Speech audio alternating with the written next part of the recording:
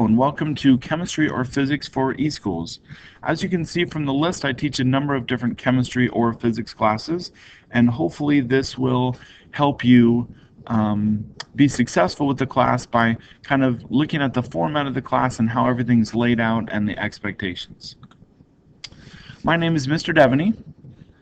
I currently work at Mountain Ridge High School. I've been here for 18 years. I've taught a variety of classes. I've taught chemistry for a number of years, but this year I'm actually only teaching physics, but have taught chemistry for a number of years.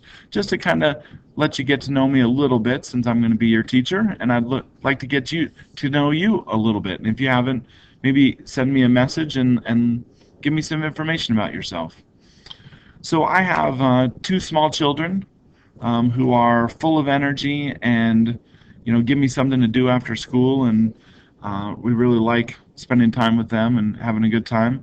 My wife actually also works at Mountain Ridge High School, so that's kind of cool that she works down the hallway. I'm a huge Cardinals fan, so I like to dress up in all red and go to the football games and try to cheer them on to victory.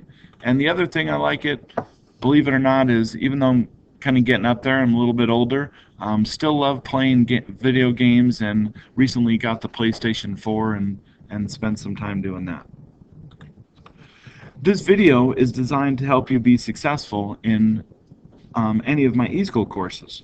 So before we begin, what I'd like you to do is check the compatibility of your computer. A lot of times I'll get students send me messages and they'll have problems with the course, and it all comes down to the compatibility of their computer. So what I want you to do is go to eschools.dvusd.org, and on the left-hand side of the page you're going to see something that looks similar to this. What I'd like you to do is click here where the circle is and say test your computer by clicking here. If you do that, it's going to run automatically a diagnostic on your computer to see if your computer is compatible and suggest some fixes. So what will happen is it'll come up with a screen like this. Hopefully you'll get a number of green check marks letting you know that your computer is compatible. If it does come up with an X here, you can go to this link and it'll try to help you resolve that issue to make sure that you can take advantage of all the different aspects of the course. Let's take a look at the menu bar here and the layout of the course. Regardless of what course you're taking, the menu bar should look very similar. And you can see there's a bunch of different categories. So start here, that's where you should have started. The welcome video that you're watching. A student orientation, which is required of all students taking eSchools. The syllabus, right, where you can find information about the course, how things are graded, the expectations, and there's assignment in there. You have announcements where you can find out information about the course. Check that often. I'll post things on there like the suggested order that you complete assignments and videos, and that you watch notes and things like that. Message your teacher is how your main communication with me. Obviously how to check your grades there. There's an online textbook for you to use, some other resources, things that you might want to download and print out, and then contact information, other ways to contact me besides message your teacher or any other eSchool administration that you need to talk to. So let's look here under units and assignments. If you click this, what's going to happen is it's really going to bring you to a blank screen, and you're not going to be able to see any of your units. So what you need to do first is you need to click on the student orientation here. You need to complete all of those assignments and then take the quiz at the end. So when you click on student orientation and you go in here, what happens is this here is going to be a link, and you're going to click on that link, read through the information, and then you see here that you must get a grade of 70%, 75% or higher on the quiz within that unit. And if you do that, now when you go back to your units and assignments, you're going to see the units are going to pop up. And so in this folder is all the notes, videos, assignments, answer keys, quizzes, and tests for Unit 1, and so on through Unit 2. Now, the way I've set up my course here is so that I'm using something called adaptive release. And what this means is that when you go into the units and assignments, you're only going to be able to see one unit at a time. So when you go in there and you see Unit 1, and you're wondering, well, where's Unit 2? Where's Unit 3? Where's Unit 4? And I often get emails and questions from students saying, I think there's something wrong. I can't see all of the units. Well, I have it set up that way on purpose. So what's going to happen is you're going to go into your unit, you're going to complete all of the work, and then once you complete the test within that unit, what's going to happen is the second unit will become available.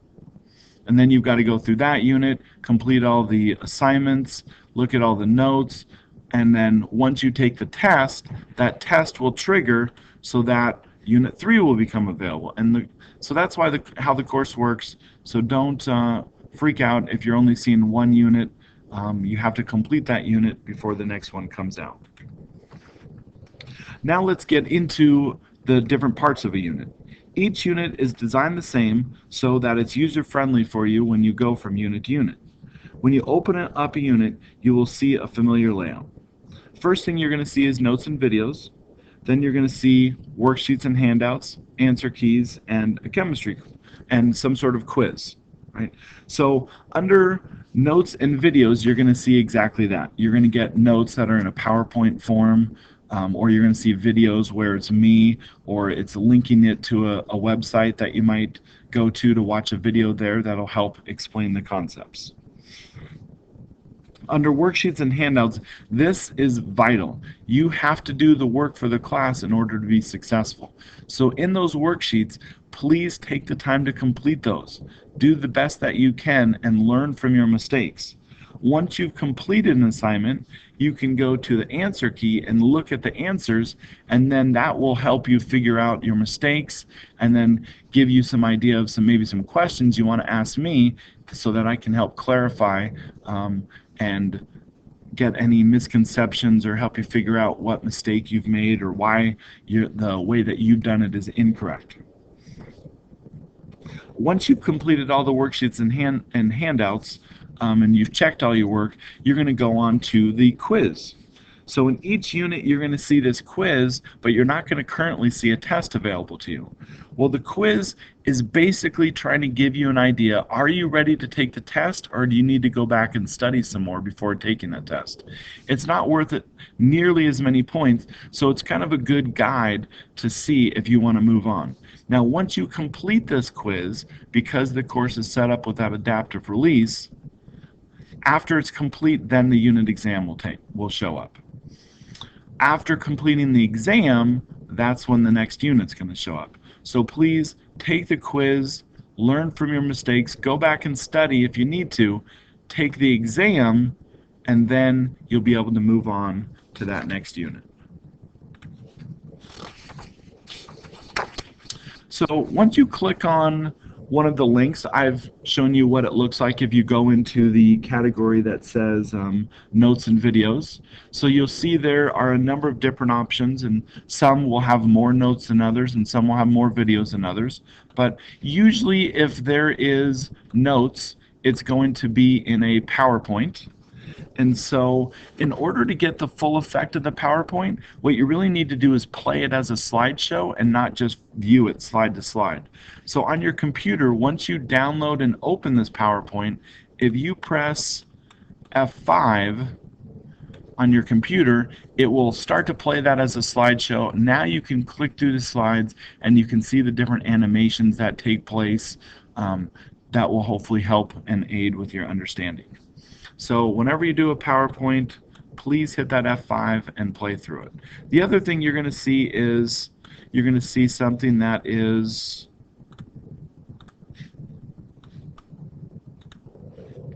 sorry about that, there might be a little break in my video here, but I had some technical difficulties. So anyways, moving on, what you're going to see here is within the notes, you're also going to see these different files.